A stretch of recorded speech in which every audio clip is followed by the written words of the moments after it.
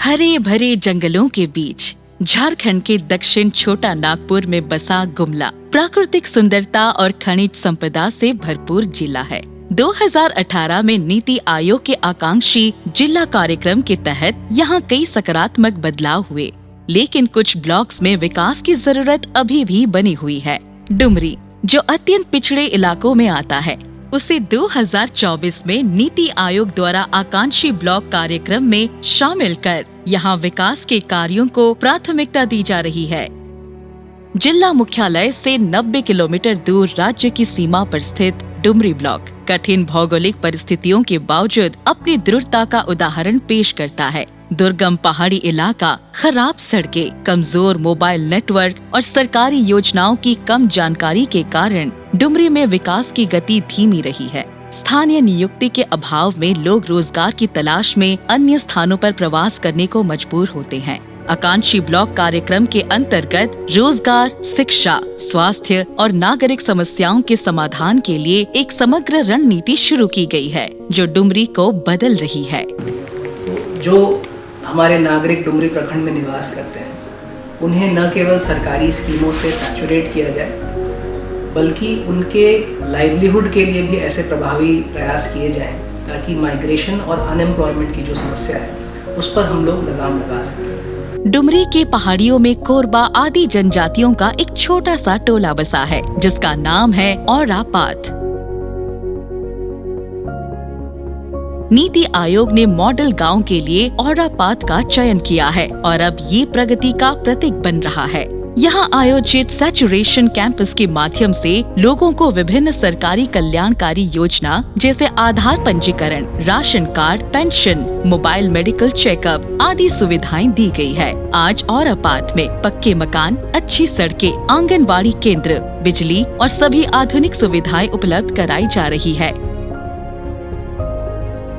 डुमरी की महिलाएं किशोरी परियोजना के तहत सैनिटरी पैड्स बनाकर न केवल माहवारी स्वच्छता को बढ़ावा दे रही हैं, बल्कि जागरूकता भी फैला रही हैं। वे हर महीने करीब 1 लाख पैड स्कूलों में वितरण के लिए CSO को सप्लाई कर रही हैं, जिससे उन्हें नियमित रोजगार भी मिल रहा है। हम सभी सैनिटरी पैड बना रहे हैं, जिसका नाम सुपरनोवा है। ये है हमारा सुपरनोवा।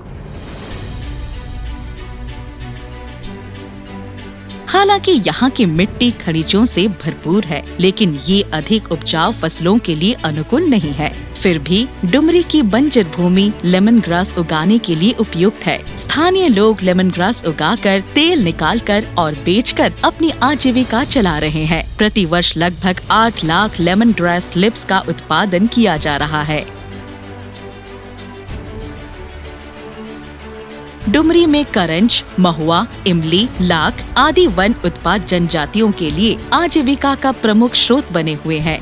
वन धन विकास योजना के माध्यम से इस उत्पादों का मूल्य संवर्धन और व्यापार किया जा रहा है। डुमरी में सभी सुविधाओं समेत ब्लॉक स्तर की लाइब्रेरी स्थापित की गई है, जहां की प्रतियोगी परीक्षाएं, साहित्य आदि की किताबें उपलब्ध है। डुमरी के सभी 9 पंचायत में पंचायत लाइब्रेरी भी है। ये पुस्तकालय बच्चों और युवाओं के लिए ज्ञान अर्जन करने का एक बेहतरीन माध्यम बन गया है और वे यहाँ समय बिताना पसंद भी करते हैं।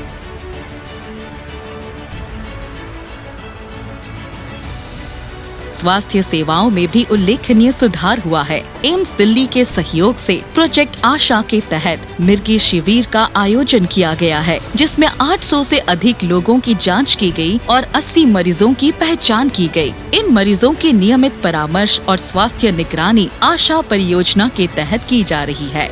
डुमरी में सिकल सेल एनीमिया जैसे अनुवंशिक बीमारी से भी मुकाबला किया गया है। इस बीमारी के लिए 100% स्क्रीनिंग की गई है और मरीजों के इलाज के लिए नियमित स्वास्थ्य शिविर लगाए जा रहे हैं। मोबाइल मेडिकल यूनिट सभी सुदूर ग्रामों से नियमित रूप से गांव का दौरा करती है। डॉक्टर रोगियों की मौके पर जांच करते हैं, जरूरी दवाइयाँ देते हैं और स्वास्थ्य और स्वच्छता के बारे में सलाह भी देते हैं। यहाँ की आंगनबाड़ियों और स्कूलों में बच्चों की शिक्षा, पोषण और समावेशी विकास को महत्व दिया जाता है।